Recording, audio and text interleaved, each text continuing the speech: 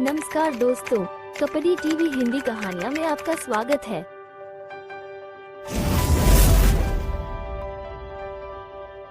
एक मकड़ी थी।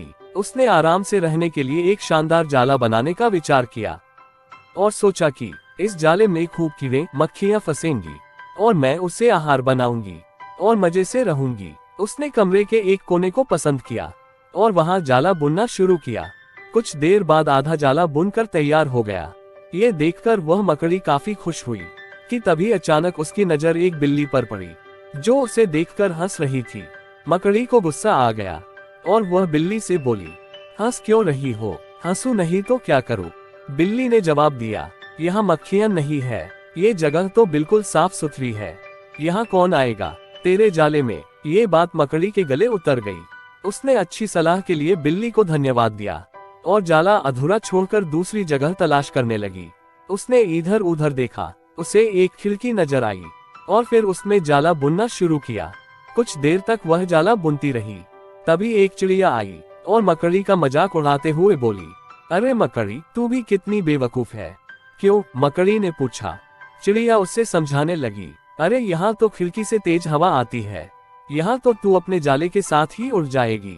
मकड़ी को चिड़िया की बात ठीक लगी और वह वहां भी जाला अधूरा बना छोड़कर सोचने लगी, अब कहाँ जाला बनाया जाए। समय काफी बीत चुका था और अब उसे भूख भी लगने लगी थी। अब उसे एक अलमारी का खुला दरवाजा दिखा और उसने उसी में अपना जाला बुनना शुरू किया।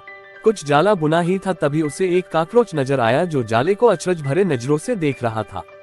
मकड़ी ने पूछा, इस तरह क्यों देख रहे हो?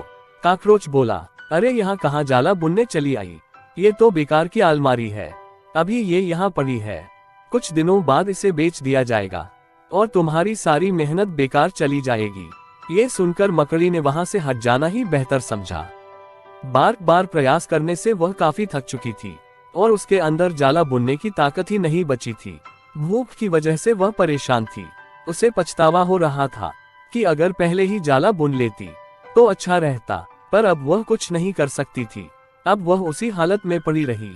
जब मकड़ी को लगा कि अब कुछ नहीं हो सकता है तो उसने पास से गुजर रही चींटी से मदद करने का आग्रह किया। चींटी बोली, मैं बहुत देर से तुम्हें देख रही थी, तुम बार बार अपना काम शुरू करती और दूसरों के कहने पर उसे अधूरा छोड़ देती, और जो लोग ऐसा करते हैं उनकी यही हालत होती है। और ऐसा कहते हुए वह अपने रास्ते चली गई और मकड़ी पछताती हुई निढाल पड़ी रही। वीडियो कैसी लगी कमेंट करके जरूर बताएं। ऐसी और वीडियो देखने के लिए चैनल को सब्सक्राइब कर लें।